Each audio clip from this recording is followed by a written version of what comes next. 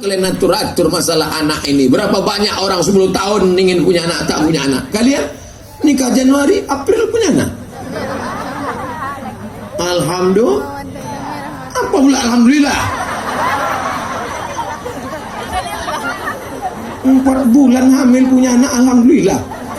Na'udzubillah. Jangan mau dipancing Ustaz. Bagaimana pendapat Ustaz orang Islam melihara anjing? Anjing masuk dalam kawasan rumah. Maniqatana kalban. Siapa yang memelihara anjing, maka satu hari amalnya dikurangi sebesar Bukit Uhud. Bukit Uhud itu panjangnya 7 km. Nanti pergi ke Madinah, tengok Bukit Uhud, kalau malam bercahaya dikasih lampu, panjang 7 km, sehari amalmu dikurangi 7 km.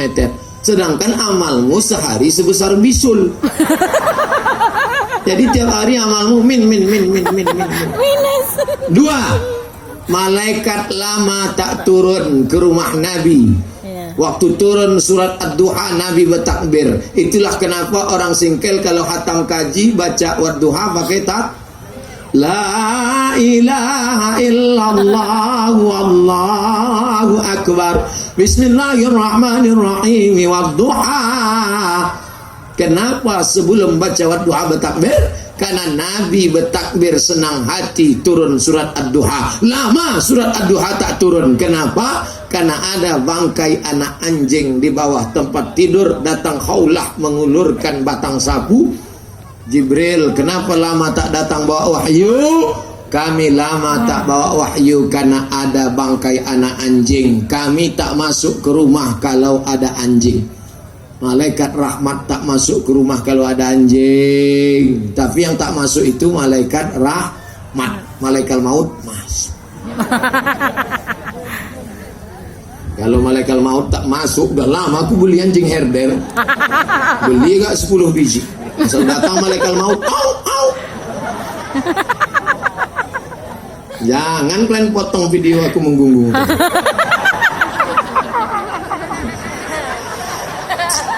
Bagaimana tanggapan kami kalau ada yang bertanya, jika senyum adalah ibadah, kenapa pakai cadar? Buat setan ngasih inspirasi ya. Allah ya Rob. Nanti saya turun dari mobil, jamaah bukan main senangnya menyambut Ustadz. Maka apa respon saya pertama yang datang dari jauh menghadapi jamaah pencinta yang sayang? Adalah pertama senyum. Maka begitu turun saya pun senyum. Karena tidak menimbulkan fitnah. Bolehkah anak gadis senyum kepada laki yang tak mahram?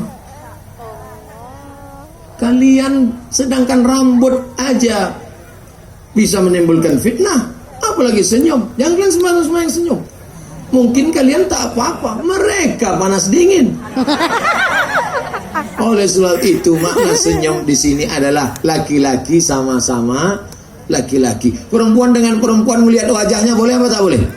Boleh. Tapi perempuan senyum kepada laki-laki menimbulkan fitnah, waspada. Jadi maknanya kenapa perempuan bercadar?